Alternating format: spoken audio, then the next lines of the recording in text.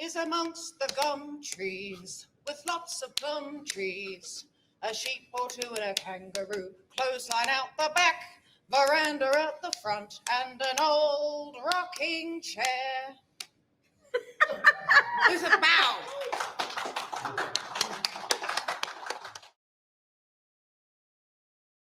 Timeless Toni Storm.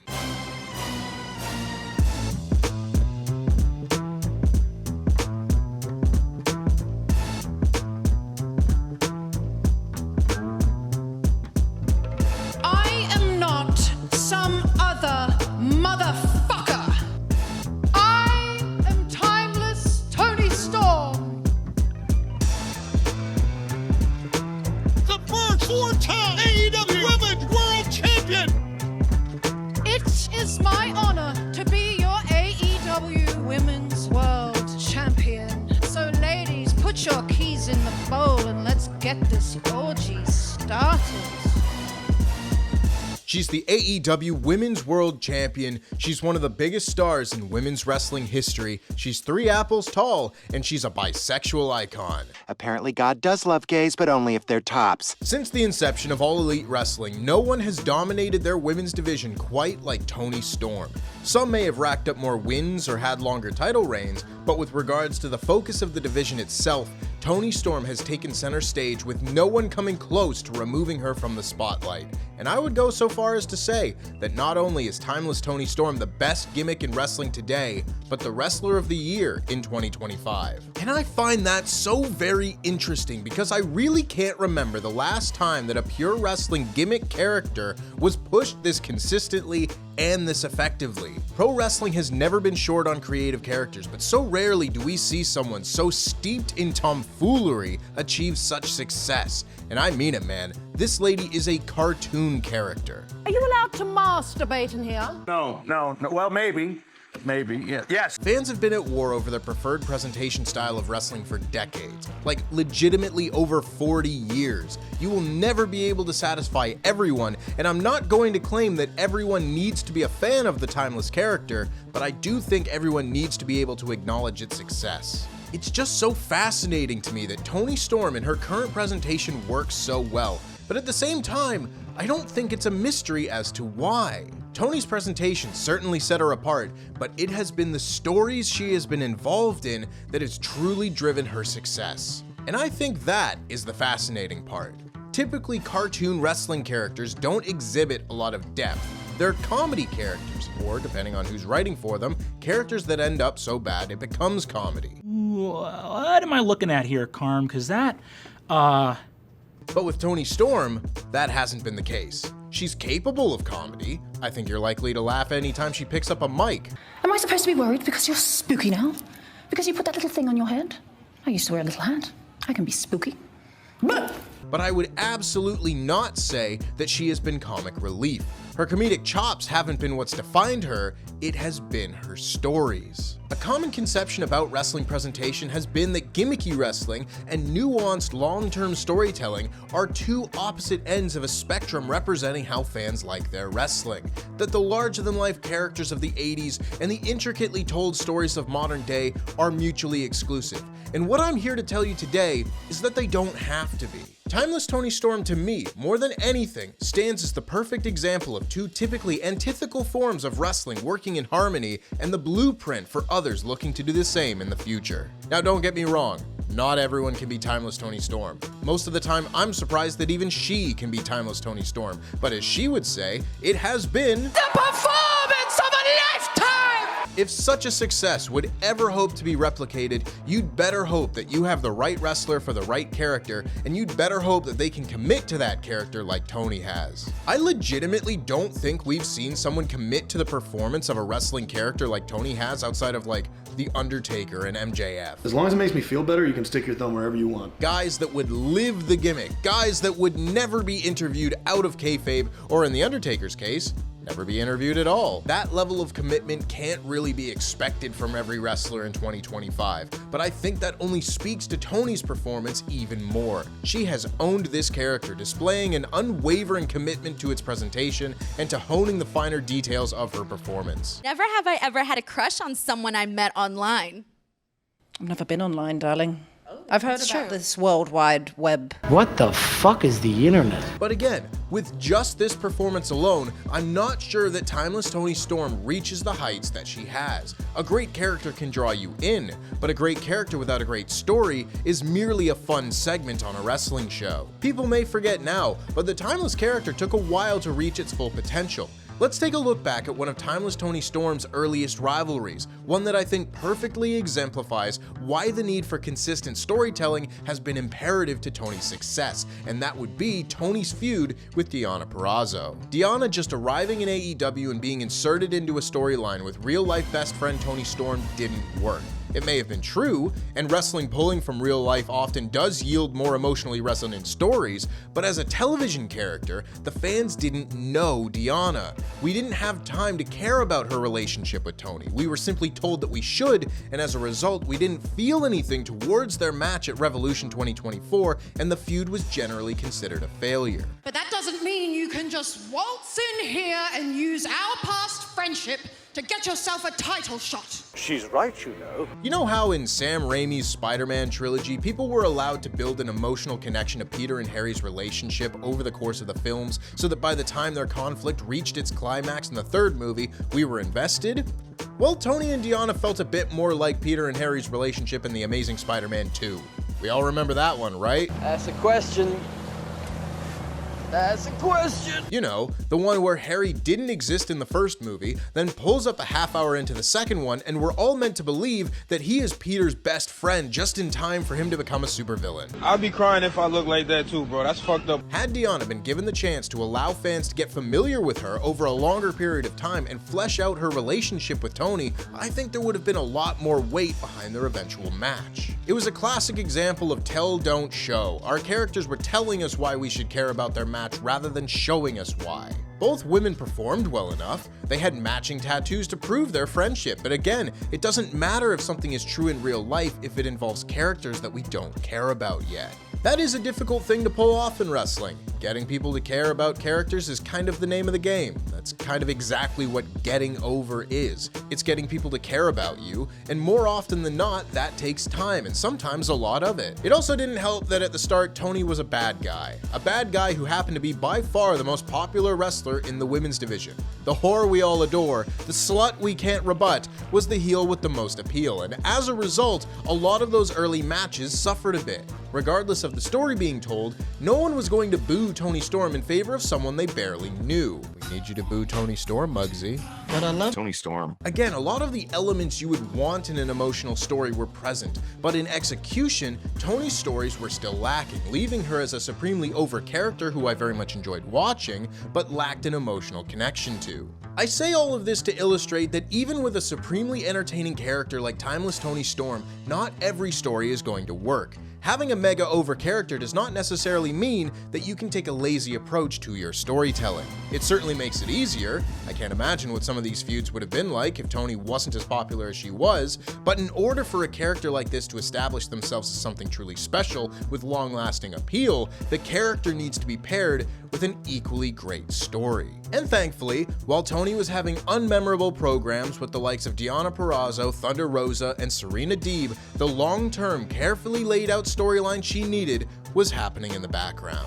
Following the conclusion of the 2024 Owen Hart Cup, Toni's minion/understudy/lover Mariah May finally turned on her mentor in one of the greatest angles in AEW history, and maybe all of American women's wrestling history for that matter. The all-in graphic hanging overhead, Mariah kissed Toni's bloody face and a new star was born. That's the thing when you're doing a long build-up to a breakup. Sometimes it means that the stuff happening during the build-up isn't quite as strong as the big picture story. Think like the Logan Paul versus Roman Reigns program happening in the middle of the Sami Zayn bloodline story. Sometimes you need things to tide you over while you're telling your overarching narrative, and sometimes those things aren't going to be quite as satisfying as the overall story people will remember. It is tough to have multiple narrative threads all running at the same time while devoting enough time to making them all feel satisfying. That's something that New Japan Pro Wrestling used to do really well. If you were around to watch the Kenny Omega-Kazuchika Okada rivalry, you'll remember that there's almost a year between their third and fourth matches,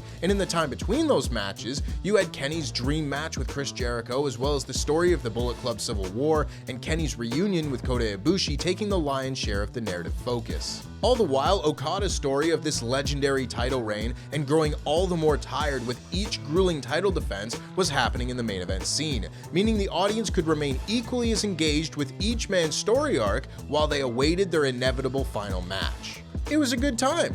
Maybe someone should strap Gato to a chair and force him to watch it Clockwork Orange style so he can remember how to fucking book!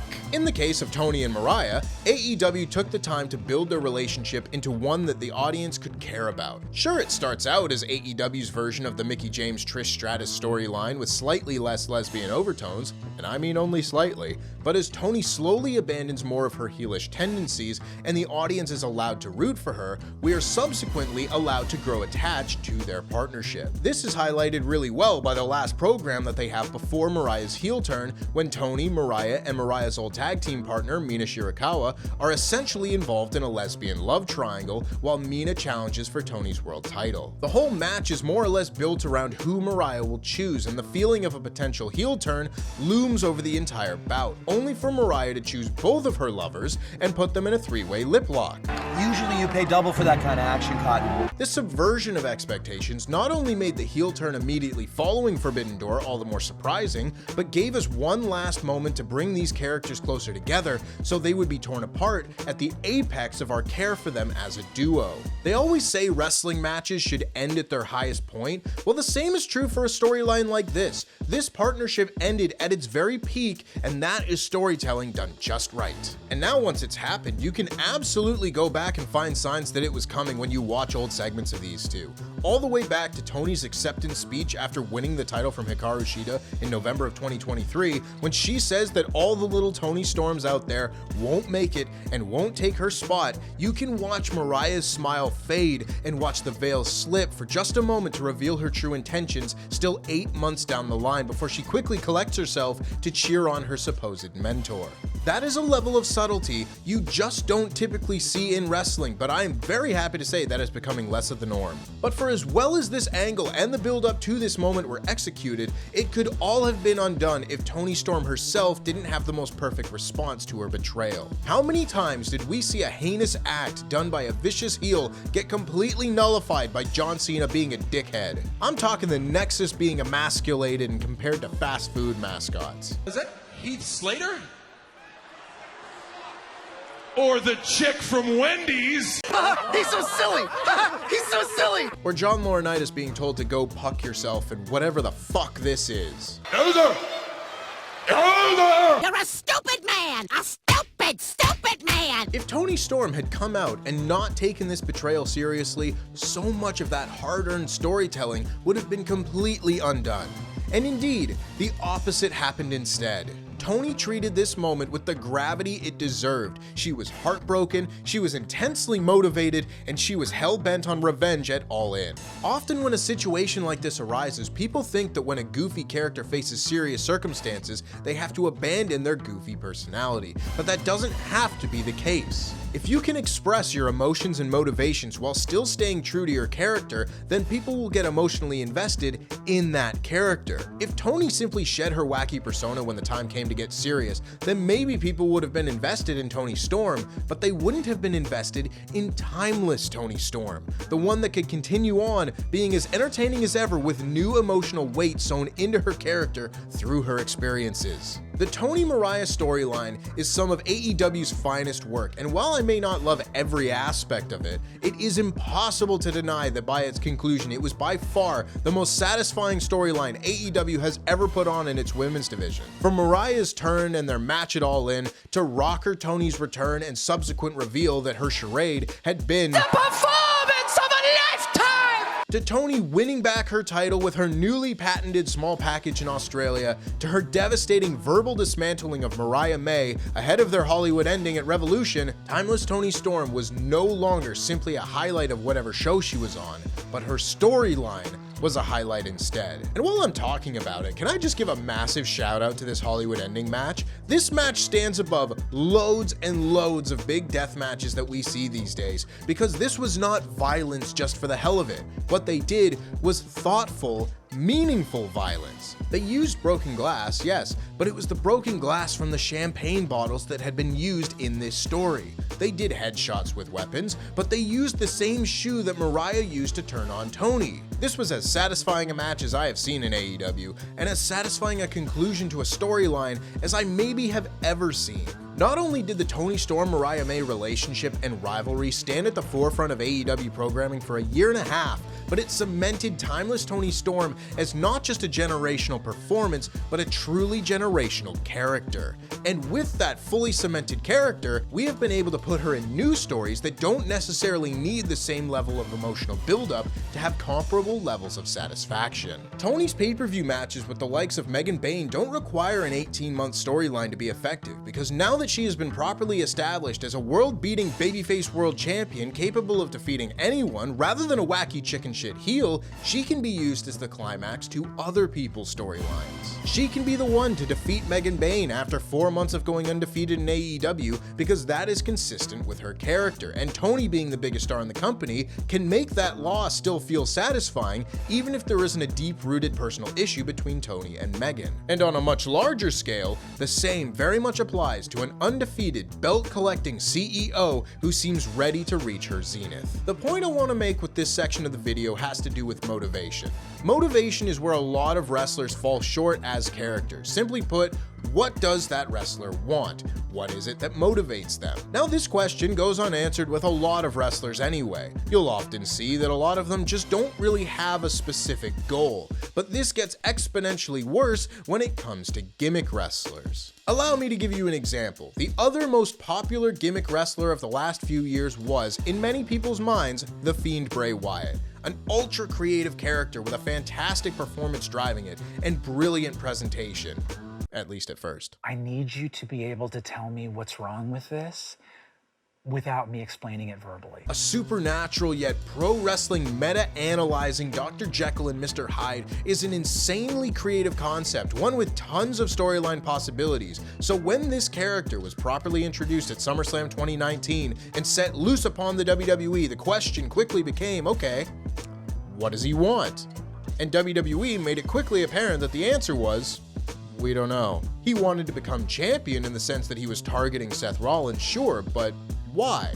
Why would this demon/Mr. Rogers hybrid want to be a professional wrestling champion? Was it for the sake of power or influence? Like the best way to get people to listen to his words would be if he was champion and thus couldn't be ignored? Well, still, the answer was, we don't know. There was no discernible change between not champion the Fiend, champion the Fiend, and once again not champion the Fiend, which only makes his involvement in the title picture all the more strange. In an ideal world, a professional wrestler should want to be the world champion for one reason or another, but that isn't a hard and fast rule. If the Fiend's motivations were to disrupt the status quo of wrestling, to force change out of the stagnant top stars of old, like an unstoppable force of nature rather than an athlete, that would very likely have been acceptable. But unfortunately, the Fiend's motivations for even being in the world of professional wrestling were never clear, and that combined with the WWE being run by people who think that cutting one of your biggest stars for the sake of budget cuts in the middle of making record profits meant that the Fiend was never able to be the narrative success that it had the potential to be. But it doesn't even have to be the big ones. Can anyone here tell me what the driving motivation for the Boogeyman or Doink the Clown or Kazarni to become pro wrestlers was? No, you can't. Because none of these characters were ever meant to be characters. They were meant to be caricatures of what a wrestling gimmick was, and thus, they never came close to being wrestlers that would ascend up the card or have people care about their success, or if you're Kazarni, just get booked. Who the fuck is that? A lot of the time, if you pose these kind of questions, the response you'll get from fans is, I don't know, because it's cool, bro, shut up, just don't think about it and watch the show. Is that what you want? To think that wrestling by its very nature is just meant to come packaged with an absence of logic? No vision. This naturally comes from a generation of fans growing up only being exposed to one kind of wrestling that would just throw sense out the window for the sake of cool moments and aura, but fuck that. Pro wrestling is as exceptional an avenue for storytelling as any other medium. This is officially my call to people to let that mentality die. We as a society can and should hold wrestling to as high a standard as it deserves with its storytelling and characters. If shit doesn't make basic narrative sense, call that shit out. And if shit does go the extra mile to explain the finer details of even the wackiest of wrestling characters, give it the praise that it deserves. Timeless Toni Storm was certainly wacky enough that with a less talented performer or creative team, the character could have just devolved into skits. But thank an unnamed god, Toni Storm has never experienced that problem. Her motivations have always been clear. The entire Timeless persona was born out of Toni's reaction to losing the women's title and thus has always been about regaining and holding on to it. While her arrogant need for the spotlight and to always put on The performance of a lifetime may have been the driving motivation for the character early on, that motivation remained ever clear in her pursuit to put Mariah May to rest, and then finally, as the babyface champion she was always meant to be, hold on to her title as it was what allowed her to find herself. Some of you may say that these sound very simple, and my response to that would be, yeah. That's the thing, the motivations of a wrestler do not need to be complex to be effective. As long as their goals are clear, we will identify with them positively or negatively. If Toni wants to hog the spotlight, we can see that and boo her. We may not want to boo her because she's so entertaining, but we can still understand her character. If Toni is trying to defeat someone who has wronged her, we can all identify with that. And if she wants to simply be great because she has been able to find who she is, it doesn't matter if who she is a cartoon character because we can all relate to her. Simple can still mean good, and it can also clearly demonstrate how fucking low the bar has been in wrestling when it comes to this sort of thing. But simplicity isn't effective solely when it comes to wrestling characters, but also wrestling storylines. The oldest story in wrestling is two great athletes wanting to be the best and only one of them being able to stake their claim to being such. It doesn't matter if it's Frank Gotch and George Hackenschmidt, or Steve Austin and The Rock, or Kazuchika Okada and Hiroshi Tanahashi, or Timeless Toni Storm and Mercedes motherfucking Moné. If two wrestlers have a legitimate claim to being the very best and you put them in a match against one another, that is going to work. Timeless Toni Storm has as legitimate a claim to being the best wrestler in the world in 2025 as anyone, kayfabe or otherwise. She has established herself as one of the most consistently popular characters in wrestling. She has taken part in one of the most critically acclaimed storylines of the last decade. She has competed in matches of the highest possible quality, and she has reigned as champion for the better part of the last 2 years. While at the same time, Mercedes Moné hasn't been pinned since debuting in AEW in March of 2024 and has established a collection of championships that only continues to grow. Also someone with a legitimate claim of being the best in the world. So what do we have here? A match with over a year of build-up, a certifiable top champion and an undeniable top contender, all set to face off on the biggest show of the year. Well, if that doesn't seem like another expertly told long-term storyline to me. A lot of people said that AEW should have put on Toni Storm versus Mercedes Moné at All In 2024 when Mercedes arrived in the company. And I can see the logic. You have a new massive star, you could put her in the biggest possible match with your current world champion, right? Wrong! Well, AEW didn't do that, and their restraint in delaying this clash a year made such a difference in just how significant this match and its storyline were. The time spent waiting for these two to interact with each other is the long-term story. This was the one match you wanted to have. So, darling, what took you so long? I've been hustling and grinding, sometimes at the same time. Each woman building their case for being the best while keeping the other at a distance for a year is the show don't tell that was missing in Toni's early rivalries. If we had seen Mercedes immediately challenge Toni for the title at Wembley Stadium with the same narrative approach, I don't think it works nearly as well because again, Mercedes would just be telling us she was the best in AEW without showing it. Obviously, fans know Mercedes Moné and her resume, but if you are going to tell this story in AEW of who is the best in the world, then we need to see her be the best in AEW. Same with Toni. She would have been a champion whose title defenses almost entirely included outside help. Fans could have been told that she was the best because even before her babyface turn, she was the most popular woman on the roster and she had been champion for 9 months, but we wouldn't have seen her be the best. Fast forward to 2025, and that restraint did indeed result in the biggest women's match AEW has ever promoted, bar none, and another of its very best as well. That's not allowed. For timeless Toni Storm to be featured at the forefront of two completely different styles of storylines, both of which have to be considered among the best in company history, while not only maintaining her ludicrous character, but building upon it, one simply cannot look upon this Hollywood starlet as anything other than a massive success, the likes of which we have rarely seen in American wrestling this century. A character like this shouldn't be this malleable if wrestling's precedent is to be considered. A character this zany shouldn't work in emotionally driven storytelling and realistic prize-fighting narratives. But it does, and it can again, so long as you commit to the performance. Cartoon wrestling and thoughtful storylines can live together in harmony so long as you have the right performer behind the cartoon and the right creative minds behind the stories. Timeless Toni Storm might be a unicorn in wrestling right now, but with a few key lessons learned from her ascent to superstardom, I think this success could very possibly be duplicated. Of course, all it will take is the performance of a lifetime!